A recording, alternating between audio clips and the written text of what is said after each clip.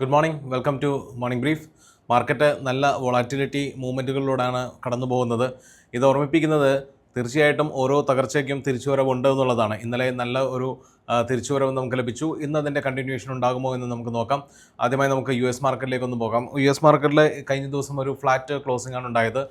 Nasdaq 0.3% അപ്പായി close ചെയ്തപ്പോൾ S&P minus ആയിട്ടാണ് close ചെയ്തത്. ഫ്ലാറ്റ് ടു മൈനസ് മോഡലാണ് ക്ലോസ് ചെയ്തത്.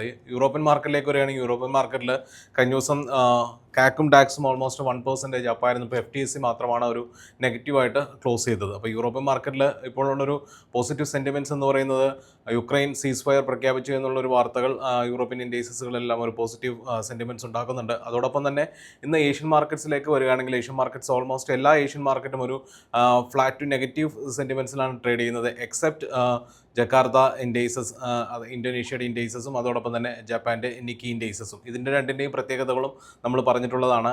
അമേരിക്കയുമായിട്ട് നല്ല രീതിയിലുള്ള ട്രേഡ് ഡീലുകൾ ഉറപ്പിച്ച രണ്ട് രാജ്യങ്ങളാണ് ജപ്പാനും അതോടൊപ്പം തന്നെ ഇന്തോനേഷ്യയും. ഇവരുടെ രണ്ട് ഇൻഡൈസസുകൾ വളരെ നല്ല രീതിയിൽ പോസിറ്റീവായിട്ട് ട്രേഡ് ചെയ്യുന്നു.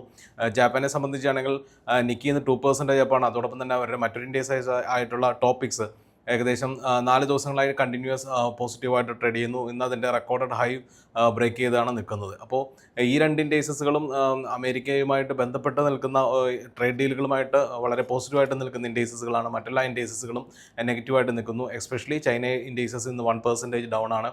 ഇന്ത്യയിലേക്ക് വരികയാണെങ്കിൽ ഗിഫ്റ്റ് നിഫ്റ്റി എന്ന് സൂചിപ്പിക്കുന്ന ഒരു ഫ്ലാറ്റ് ഓപ്പണിംഗ് ആണ്. അതിനുശേഷം നമുക്ക് വളരെ ക്രൂഷ്യലായിട്ടുള്ള ഒരു ക്യാബിനറ്റ് മീറ്റ് ഇന്ന് മോഡി പ്രഖ്യാപിച്ചിട്ടുണ്ട്. 1 മണിക്കാണ് നടക്കുന്നത്.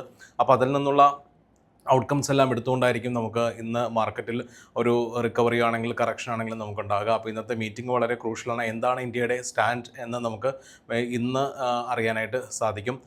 എന്തായാലും ഇന്ത്യക്ക് അനുകൂലമായിട്ടുള്ള നിലപാടുകൾ മോഡിയിൽ എന്ന് പ്രതീക്ഷിക്കാം. പ്രത്യേകിച്ച് US മുന്നോട്ട് വയ്ക്കുന്ന ആവശ്യങ്ങൾ അംഗീകരിക്കുമോ അല്ലെങ്കിൽ ഒരു സമവായ ചർച്ചയ്ക്ക് സാധ്യതയുണ്ടോ എന്നെല്ലാം കാര്യങ്ങളെല്ലാം മുൻനിർത്തിക്കൊണ്ട് മാർക്കറ്റിൽ ഒരു റിക്കവറി തന്നെ നമുക്ക് പ്രതീക്ഷിച്ചുകൊണ്ട് ഇന്നത്തെ ട്രേഡിങ്ങിലേക്ക് കടക്കാം. ഏവർക്കും ഒരു ശുഭ ട്രേഡിംഗ് ദിനം നേരുന്നു. Thank you so much.